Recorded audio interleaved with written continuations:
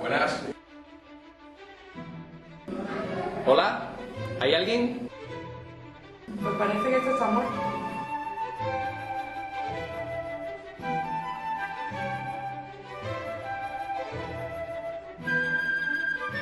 ¿Qué desea?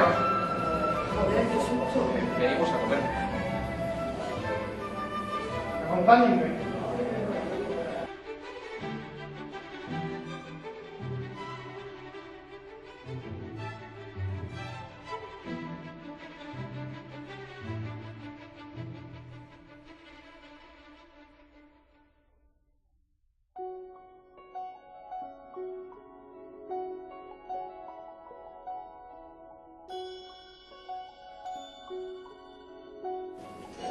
Qué extraño.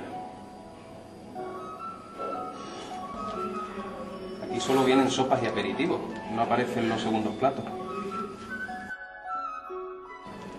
Pues vaya, yo quería pasar directamente al segundo plato. Pues yo también quería solamente un segundo plato. ¿Podría ponernos algún filete con guarnición?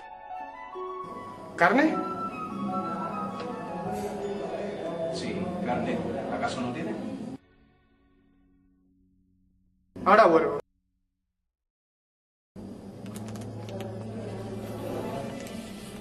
Menudo elemento. Creo que no está muy bien de la cabeza.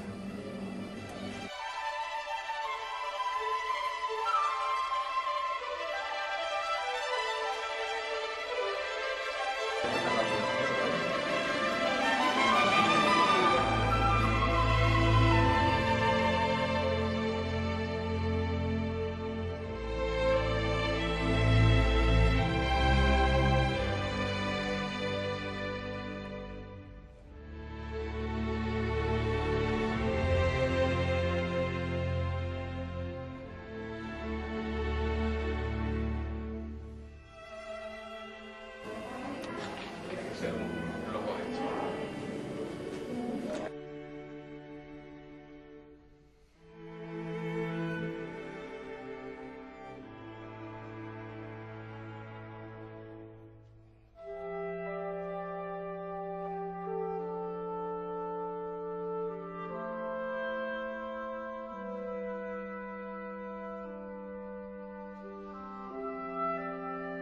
Yo estoy desesperada ya, ¿eh? Yo voy a ir al servicio. Si cuando vuelva del servicio el camarero no está aquí con la comida, nos vamos. Muy bien. Pues aquí te espero.